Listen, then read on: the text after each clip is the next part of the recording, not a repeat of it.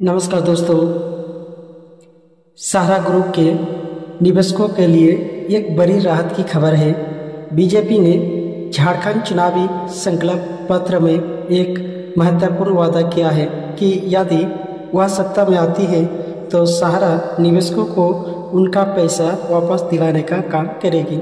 इस घोषणा से कई वर्षों से अपने पैसे की वापसी का इंतजार कर रहे हैं निवेशकों को में उम्मीद की किरण जगी है। सहारा ने लाखों निवेशकों से छोटी छोटी बचतें जमा की थी, खासकर ग्रामीण क्षेत्र में। हालांकि समय के साथ यह पैसा फंस गया और निवेशकों का इंतजार लंबा होता गया। निवेशकों की उम्मीद के लिए सरकार ने हाल ही वर्षों में कई कदम उठाए गए हैं, जिनमें रिफंड पोर्टल और सुप्रीम कोर्ट का हस्तक्षेप शामिल है। अमित शाह ने रांची में ऐलान किया है कि बीजेपी सत्ता में आने पर सहारा के कानूनी निवेशकों का पैसा प्राथमिकता के साथ लौटाएगी। संकल्प पत्र में लिखा किया गया है कि एक एक पाई लौटाने का वादा किया गया। झारखंड मुक्ति मोर्चा जैसे विपक्ष दलों का आरोप है कि ये केवल चुनावी वादा है। उन्होंने सवाल उठाया कि पहले ऐसा कदम क्यों नहीं उठाया गया।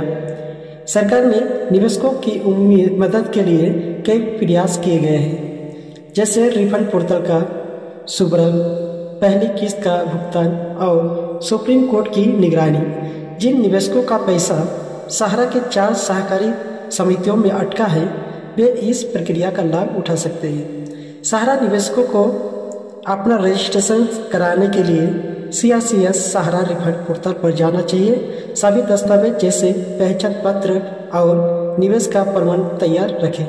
अगर नियमित रूप से अपने दावे की स्थिति चेक करें। निवेशकों का पैसा लौटाने एक चुनौतीपूर्ण कार्य है, पर सरकार और निवेशकों के मिलकर प्रयास से यह संभव हो सकता है। इस प्रक्रिया में पारदर्शिता और जागरूकता बेहद जरूरी है, ताकि सभी पात्र निवेशकों के उनका हक मिल सके।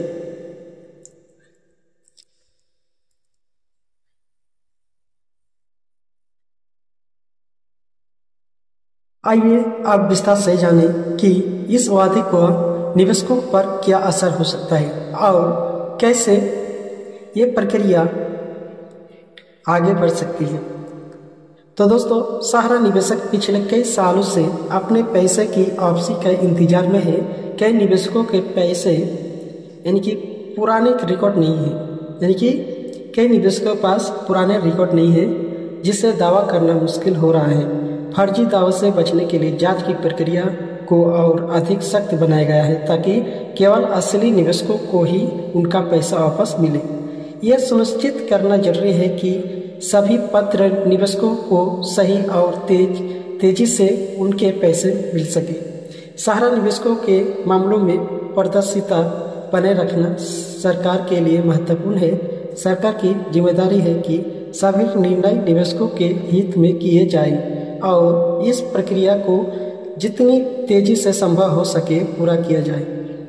तो निवेशकों की संख्या और दस्तावेजों की कमी के बावजूद सरकार के लिए आवश्यक है कि रिफंड प्रक्रिया को अधिक उपयोगकर्ता के अनुकूल बनाया जाए। इसके लिए एक ऐसा सिस्टम तैयार किया जाए कि जहां निवेशक आसानी से अपनी स्थिति देख सके और आगे की कार्रवाई के बारे में जानकारी प्राप्त कर सके।